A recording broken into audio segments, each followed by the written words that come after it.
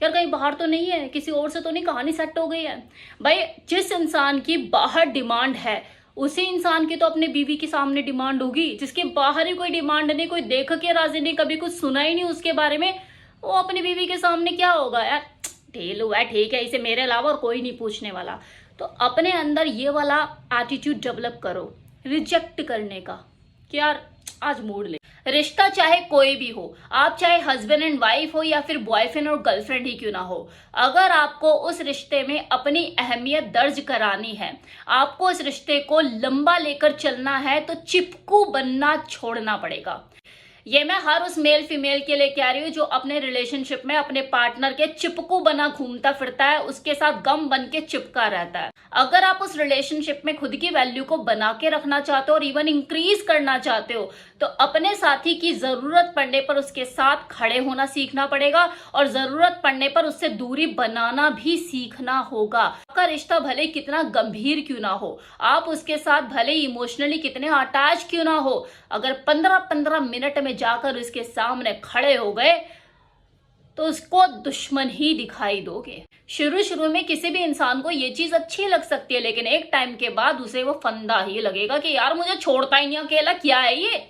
वो आपसे धीरे धीरे पीछा छुड़ाना शुरू कर देगा, आपसे चीजें छिपाना शुरू कर देगा, आपकी अहमियत उसी वक्त से खत्म होना शुरू हो जाएगी, जो कि आपको तब नहीं पता लगेगा जब वो देर हो जाएगी। क्योंकि ह्यूमन नेचर है, किसी को भी अगर जरूरत से ज्यादा चीजें दी जाए, फिर वो चाहे अटेंशन ही क्यों ना हो, ये दिक्कत ही करता है, उसके लिए दिक्कत करता है, दूसरे की अहमियत खत्म करता है।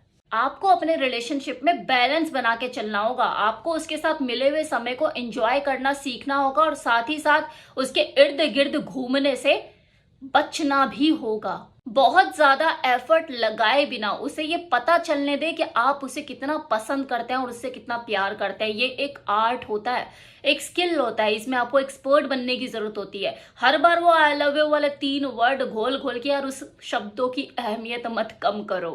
आपकी भली अहमियत खत्म हो रही है, लेकिन उन शब्दों की तो वैल्यू बना के रखो।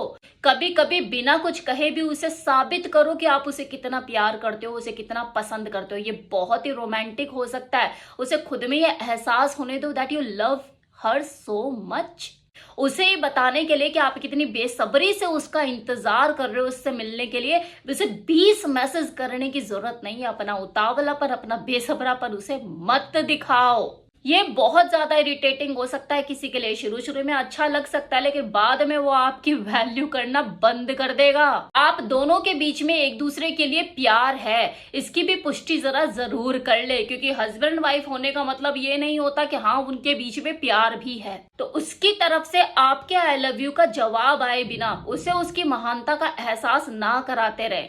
अगर नहीं आ रहा है जवाब, लेट आ रहा है, जैसा आपने एक्सपेक्ट किया है वैसा नहीं आ रहा है, तो समझ जाइए कि इतने एफर्ट मत लगाइए, पहले अपनी वैल्यू बनाइए। अगर आप खुद से भी अपने इस नेचर के बारे में वाकिफ हैं और आप जानते हैं कि आप चिपकू हैं और बहुत ज्यादा परेशान हैं अपने इस नेचर को लेकर भी, तो आपको इसे छोड़ने के लिए कुछ चीजें कर सकते हैं। जैसे अपने फ्रेंड सर्कल को थोड़ा सा डेवलप कीजिए, उसमें उठे बैठिए बातें कीजिए, वहां पे टाइम स्पेंड कीजिए, अपने किसी शौक को हासिल कीजिए जिसके साथ आप बिजी रह सके। वो शौक कुछ भी हो सकता है, गिटार चलाना सीखना है या बुक रीडिंग करनी है, कुछ भी। खुद को खुद के साथ टाइम व्यतीत करना सीखिए। वो इंसान मत बनिए जो अपने रिलेशनशिप में हमेशा बलि का बकरा बना जाए। भाई माना कि आप झगड़ा नहीं करना चाहते, आप इस झगड़े को निपटाना चाहते हैं, क्या शुरू ही ना हो तो अच्छा है, चलो मैं ही झुक जाता हूं, लेकिन इस झगड़े को हमेशा उसके सामने झुककर ही क्यों खत्म करना है? भाई आप आपस में बातचीत करके, सही शब्दों का यूज करके इस झगड़े को कम कर सकते हो ना, बंद भी कर सकते हो। इसके लिए कन्विंसिंग पावर की जरूरत होती है, उस कॉन्फिडेंस की जरूरत होती है कि आप अपनी बात को सही तरीके से उसके सामने प्रेजेंट कर सके। इस लेवल पे शब्दों का चयन करें कि उसके पास वो सोचने पे मजबूर हो जाए कि हाँ शायद मैं ही गलत हूं। इस तरह की स्किल को अपने अंदर डेवलप कीजिए, यह आपके रिलेशनशिप के लिए बहुत ही कामगार साबित हो सकता है। किसी को अपनी बात मनवा देना बिना किसी झगड़े लड़ाई के, ये कन्विंसिंग पावर नहीं तो और क्या है। अब नेक्स्ट चीज जो अक्सर लोग रिलेशनशिप में गलती करते हैं, और ये गलती वही करता है या वही करती है जो कि इमोशनली थोड़ा सा वीक होता है। क्या अगर उसका मूड खराब है तो जाके पूछ लेना कि तुम्हारा मूड क्यों खराब है, क्या मेरा वजह से खराब है। क्या मैं मेरे से कोई ऐसी गलती होगी जो मुझे नहीं करनी चाहिए? अरे भाई खराब है तो खराब रहने दो ना। अगर आप उससे जाके पूछोगे तो वो जरूर आपके ऊपर उल्टा भड़क उठेगा कि हाँ तेरा वजह से ही खराब है। ये ह्यूमन नेचर है, क्यों उसे पूछ रहे हो? बच्चा नहीं है वो। तो रहने दो, अभी उसे जैसे मूड में है वो रहने दो। थोड़ा सुनकर अजीब लग रहा होगा लेकिन मैं सही कह रही हूँ। जैसा उसका मूड है उस वक्त उसे वैसे ही रहने दो।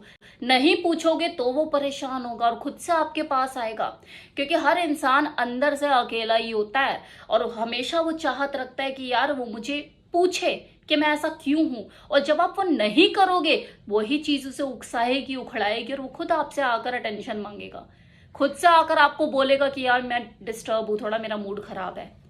तब आप उससे पूछो कि क्या हो गया तुम्हारे मूड को, किस वजह से खराब है। वो आपको सही आंसर भी देगा और आपको सोल्यूशन भी मिलेगा और आप उस तरीके से वजह जान के उसको उसका मूड ठीक करने में मदद भी कर पाएंगे। खुद से जाकर वजह जाने बिना उसके आगे सरेंडर कर दोगे कि तुम्हारा मूड कहीं मेरे से तो खराब नहीं है, कहीं ऐसा तो नहीं है, वैसा तो नहीं है, तो भले वो आपकी वजह से खराब ना हो लेकिन आपको ही जिम्मा ठहरा देगा। तो आप बोलेंगे भाई ऐसा क्यों, मेरे वजह से अगर खराब नहीं है मैं तो जाकर पूछ रही हूँ फिर भी मेरे ऊपर क्यों चौड़ा हो जाएगा, मुझे क्यों धमकाएगा। भाई ये ह्यूमन नेचर है, इसका आप कुछ नहीं कर सकते। चाहे तो आजमा के देख लो। कपल रिलेशनशिप की बात हो रही है, बात चाहे मैरिड की हो या अनमैरिड की। बेडरूम एक्टिविटीज की अगर बात ना हो, उसमें आपका व्यवहार कैसा हो तो वीडियो अधूरा है ना।